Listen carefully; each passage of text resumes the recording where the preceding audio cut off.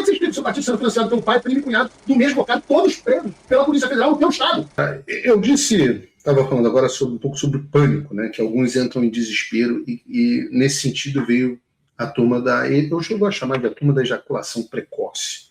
A turma da ejaculação precoce é aquela turma que, eu me lembro quando teve a crise do Moro com o Bolsonaro, que o Moro saiu falando aquelas coisas do Bolsonaro, as pessoas vieram na hora, porra, acabou tudo, Flávio, não sei o que, acabou, etc, etc, a candidatura do Flávio acabou, morreu por causa desse episódio. Alguns, eu diria até mesmo na direita, entraram num frenesi quase que comemorativo, né? Vocês repararam isso? Vocês viram os tweets? Vocês viram quem é quem? Vocês viram as pessoas que comemoravam um frenesi comemorativo? Você vê que as pessoas estavam claramente empolgadas com algo que prejudicou a candidatura do sujeito que pode tirar o Lula do poder, que liderava as pesquisas, lidera ainda as pesquisas até que venham novas. Houve também aqueles que davam as declarações à imprensa de que a candidatura do Flávio de fato ia acabar. Teve gente postando foto do Tarcísio se alongando.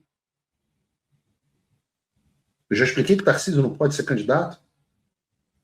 Outras pessoas falam como se estivesse aquecendo para entrar em campo.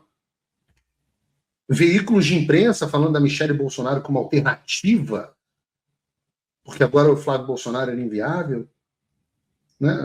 Gente falando que essa situação abria uma... Não, bolsonaristas dizem. É outra. Não, essa situação abre uma avenida esburacada para Michelle. Ora, eu vou dizer a vocês, eu falei aqui, como eu tinha confidência, que dizer que eu conversei com o Flávio. Obviamente, conversei muito com as pessoas da campanha. E eu vou dizer para vocês de forma categórica: há zero chance do Flávio sair da disputa. Zero chance. Essa é a posição do... Na verdade, é impressionante até o grau de tranquilidade na qual está o Flávio. As pessoas me perguntam, Flávio está tranquilo.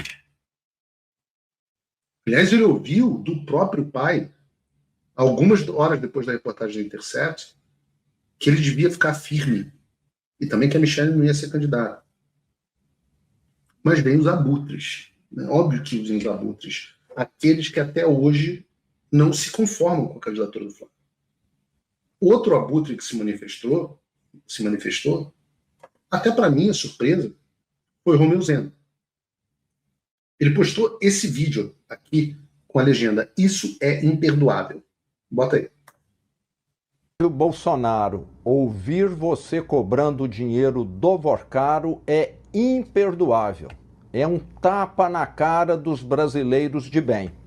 Não adianta nada criticar as práticas de Lula e do PT e fazer a mesma coisa. É preciso ter credibilidade para mudar o Brasil. Não esperou nem a poeira baixar.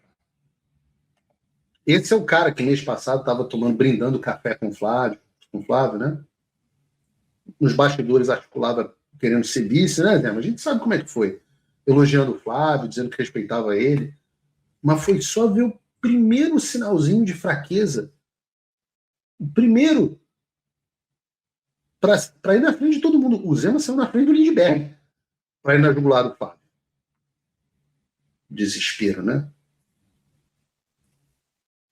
Eu acho bom que a gente esteja vendo quem são os homens e quem são os meninos. É o que o cristão chama de livramento. Porque você imagina a possibilidade desse cara ser vice. Um sujeito que se vira contra você, sem conversar com você, sem buscar a fonte primária do que está sendo dito, com base em uma matéria da Intercept. Você imagina um cara desse sendo seu vice. Na primeira crise, ele ia conspirar para tentar ser presidente. Na primeira, ele ia conspirar para te derrubar. E, porra, eu até cogitei, cara, o Zema como uma oportunidade de vice da minha preferência. Mas agora está evidente que você não é uma pessoa confiável. Aliás, o que a gente está vendo é que, além de não ser confiável, ele é hipócrita. Hipócrita. Porque a internet não perdoa. E ontem começaram a aparecer as informações sobre o Partido Novo. o partido limpinho do Zema. E eu gosto do Partido Novo. Eu não tenho, ao contrário do Kim, eu não tenho problema com o Partido Novo. Mas hipocrisia não, né? Ao contrário do Flávio, que estava caçando investidor privado para um filme privado, investidor, no caso do Zema, o que a gente vê é investimento direto no partido dele, no Partido Novo, pelo pai do Vocaro, que, aliás, foi preso hoje em Minas Gerais. Esse é o sujeito que está doando para o Novo em Minas Gerais. Terra do Zema. O sujeito foi preso hoje. É inadmissível também, Zema? Eu me pergunto. Porque se o Flávio tinha que saber que o Vocaro era bandido antes do escândalo do Master estourar, ora, o Zema devia saber que um sujeito do estado dele, que doou para a campanha dele, a governador, era pai do bandido. E aí é bandido também, né? Ou essa regra, Zema, se aplica só ao Flávio? Aliás, o que levou, né, o financiador da campanha do Romeu Zema, do Novo, em Minas Gerais, à prisão em Minas Gerais? Bom, o Henrique Vocaro, pai do Daniel Vocaro, foi preso justamente por suspeita de ajudar o filho a ocultar não 2,3 milhões que o Flávio, não, 2,2 bilhões de credores e vítimas do escândalo Master, com o objetivo de blindar o patrimônio da família. Pelo seu vídeo de ontem, Zema, recebeu R$1 milhão desse sujeito para se eleger governador de Minas, para o seu partido, em Minas, no seu estado. Ora, também inaceitável, não é? Tinha que ser inaceitável. Mas não para por aí, não. O Partido Novo dos Limpinhos recebeu dinheiro de mais gente da família Vocaro. Você se lembra do primo do Daniel Vocaro, o operador financeiro que foi apontado pelo André Mendonça na semana passada como responsável pelos repasses de propina ao Ciro Nogueira? Então, esse mesmo sujeito, Felipe Cansado Vocaro, doou dinheiro, 50 mil reais, para a campanha de reeleição de um ex-deputado do Partido Novo em Minas Gerais. Além dele, o Fabiano Zettel, outro sujeito apontado como operador financeiro das propinas de Vocaro, também doou a reeleição desse mesmo deputado do Novo. E vejam, o meu foco aqui é o oposto do que você está imaginando. Porque eu não sou hipócrita. Eu não acho que essas doações são criminosas. Eu não vou dizer isso porque eu não sou um safado aproveitador igual o Zema. O meu intuito aqui é mostrar a hipocrisia dele. Porque se você está disposto a ir na jugular do Flávio por causa do áudio do Vocaro e reportagem da Intercept, como é que você explica o seu partido sendo financiado pelo pai, primo e cunhado do mesmo Vocaro, todos presos pela Polícia Federal no teu estado? Com o Flávio é inaceitável, mas e com você, Zema? E nada como um dia após o outro. Esse evento serviu de novo para mostrar quem é quem. Eu lembro de uma frase do Olavo. Ele falava o seguinte: nenhum petista renegou o Lula depois de 3 trilhões, mas o Bolsonaro dá um peido e já 1.000 bolsonaristas o abandonam. Não teve crime, não teve imoralidade, não teve absolutamente nada de irregular. E antes de saber o que está acontecendo, foi fim da campanha, substituto, Zema querendo girar a faca e ficar com os espólios. Eu diria a vocês, nada como um dia depois do outro. Nada como um dia depois do outro. Já passamos por isso antes. Eu me lembro das pessoas, eu volto a dizer, me lembro de quando o Sérgio Moro falou aquele bando de mentira, que se provaram mentiras, e as pessoas, como dizem o Olavo, abandonaram o Bolsonaro. Agora a mesma coisa. E a pessoa acha, meu Deus do céu, eu não tenho nenhum problema com quem quer entender. Eu acho que isso é um problema de comunicação sério. Eu acho que a gente está falando de coisas que dão trabalho de explicar. Eu acho que o trabalho feito até agora para a explicação foi péssimo.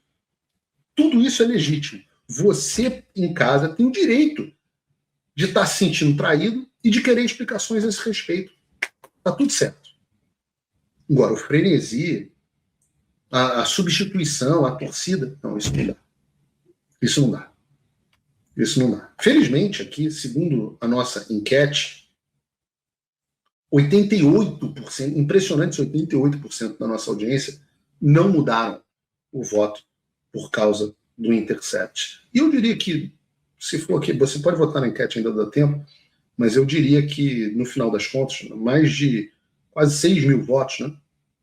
Mas eu diria que boa parte dessas pessoas, até porque hoje a gente está com uma audiência realmente impressionante, eu diria que... Eu fiquei até impressionado, que eu fui ver hoje o Ashton Field, estava com 15 mil pessoas assistindo.